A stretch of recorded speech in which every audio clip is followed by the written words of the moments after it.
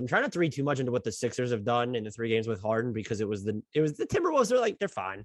But the Knicks are just awful. So you beat them twice and you were trailing by a zillion to them on Wednesday night. But between Miami and Philadelphia, who do you view as more of the serious threat to come out of these? Because Miami's just been really good. And I'm watching the Sixers with Harden and how wide open Tyrese Maxey is just all the time now. And I can't help but shake the feeling that I might be prepared to pick Philly. And I've been banging the Miami drum all year. They were like never healthy.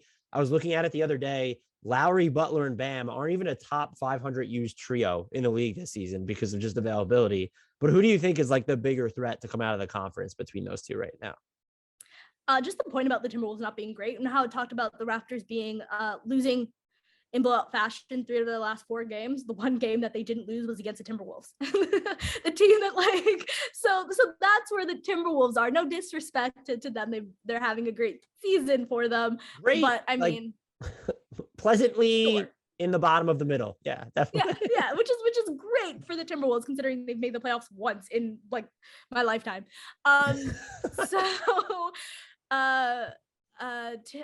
It's really tough because I mean Tyrese Maxey must be so happy becoming the tertiary option with Tobias Harris. My goodness, as your 4th option right there. He's probably living life too. I think part of like why the Sixers have been shaky in the past is their crunch time offense. Like when the game slows down a bit, Embiid post-ups is their offense. Like what do they really have outside of anything? So having and Jimmy was great for them in 2019. Like the ball really went to Jimmy. And I don't know that Jimmy Butler has consistently been a guy who can do it for the first 44 minutes of a game every night, but he certainly can throw the Milwaukee game out, but he certainly can when it's close in the final few minutes. And that's what he did. That's what he did against the Raptors in that 2019 series. And this is the first time they really have that guy, but they have a superstar version of that guy at all times. So just James Harden ability to create in just James, did I call him James Johnson? Because I've been thinking about the Nets so much. James Harden's ISO ability. James Harden's ability to create for himself. James Harden ISO, especially when the game kind of gets down to the wire. Also, Joel Embiid has really just never played with a guy who can get him the ball. Sometimes I watch the Sixers collapse in the 4th quarter, which has kind of been their calling card for most of that time. And it's like, why is no one getting the ball to James Harden? It's like, they don't really have very many playmakers. They don't have that guy who's going to be able to do that. They also don't have the floor spacing. And right now they have all of that, right? They have a guy who ISO buckets. He can get that for himself. You have a guy who can feed Joel Embiid. You have a guy who can provide floor spacing. Like he kind of can do everything for them. So their offense just improves tenfold, where I'm just like, this seems like a really difficult team to beat. And also in watching their games, my gosh, they live at the line. And it helps everybody because now you just like kind of brush up on Tyrese Maxey. Well, they're in the penalty, so he's going to be shooting free throws as well. So it's just like it's like annoying watching Sixers games now because they're going to be like 100 free throws for everybody because Joel Embiid and James Harden's going to put the team in the penalty in every quarter. So they're so difficult, and it kind of feels like a honeymoon shine where I'm like, I don't like it until you see something bad. It's like hard for me to be like, oh, that's going to be a real problem for them. Their bench is still worrisome, but in the playoffs, sure. I mean, I keep talking about the Raptors. I center them in every story, but back to that sort of 2019 playoffs run, the Sixers were plus 90 with Joel Embiid in that series that came down to the final possession of a game 7, right? So like they need a backup guy, and trading Andre Drummond, I think is definitely going to hurt them. And signing DeAndre Jordan is definitely not going to help them. That's at least for sure. Nope. Definitely don't think that that's going to help. So I'm sure that they have some weaknesses, but like when we see a team just in their honeymoon phase, it's kind of hard to pick it. It feels like Miami is the more complete team of the bunch.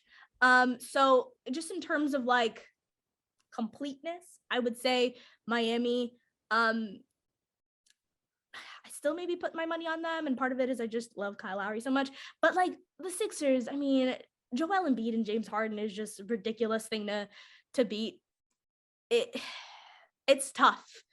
I just think that those two are the two best teams in the East, and who it comes down to in the end, I might put my money just on James Harden and Joel Embiid because of who they are.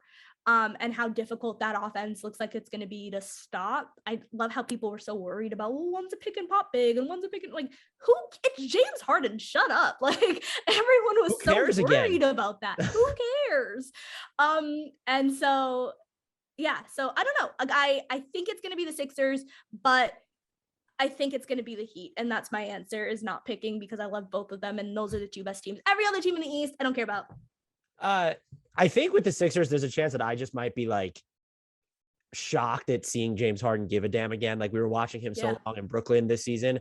So maybe I'm still getting used to that, but I'm with you on the fit with Embiid is like James Harden doesn't even have to like drive the ball anymore because Joel Embiid pops or he can actually catch it like in the middle of the floor. And I think that's going to work. With Miami though, my thought there is Kyle Lowry himself. And he is a perennial, when we do our all follow them to hell and back and then back to hell again teams on the podcast, he's like a staple in that. It's amazing. He hasn't even had like one of his better, like more efficient seasons. And he still just seems so damn important to what Miami does. When you look at what he's doing away from the ball on offense to how he defends. And that's the, not the only reason, but when you look at sort of the top of those rosters where, okay, you have Jimmy Butler, Bam, and Kyle Lowry. Like those are just three entrenched stars. And so Philly's top end talent at this point is better. But to have Kyle Lowry as your third best player, maybe you think he's a little bit better, more valuable to them than Bam, whatever, that's fine. They might just be better built for playoff basketball, especially, you know, you mentioned the free throw parade. I don't know how that's going to translate for Philly in the playoffs. Fair. You know what? You've sold me. Mention Kyle Lowry as many times as you did. And you could sell me a car with that. I just mention his name. I'm buying at all five. But no, I think that you're entirely correct. And the thing about Kyle's efficiency, so we've had like Heat fans on Dishes and Dimes, and I've done a bunch of Heat pods just talking about Kyle Lowry. And one of the things that they were so surprised by was just the run that the bench had when Jimmy Butler and Bam Adebayo were out for so long, and they were like, I don't know, had 11-2 or 4 or something record. Like the record was insane without those guys. And I'm like, that's what Kyle does. Like, what we're seeing right now is Kyle plus bench, which has been my favorite lineup of all time, is just bring 4 guys from the YMCA, doesn't matter. Put Kyle Lowry on there, and that's going to be a positive net rating any given time. But the point about Kyle not having his most efficient season, and I'm hoping it's that, if you look back to the 2019 season where the Raptors won a championship and Kawhi Leonard was traded to the Raptors, Kyle took such a back seat that most people were like, and even the year before when DeMar DeRozan kind of emerged as a playmaker and a guy with the ball in his hands, Kyle took such a back seat in both of those years. And it was just like, is Kyle hurt? Is he washed? Can he just not do it anymore? Like Kyle used to be a guy who could attack the basket at will. And he even did that in that, you know, post-championship team. He was doing that quite a bit for the Raptors, and he just did not do that. And it was like, oh, he can't drive. Like he doesn't have legs. Like he can't get inside anymore. If he gets to the free throw line, it's because guys are fouling him on a jump shot. Like he's just not, he can't do it. He has literally just regressed to just being a perimeter player at this point in his career.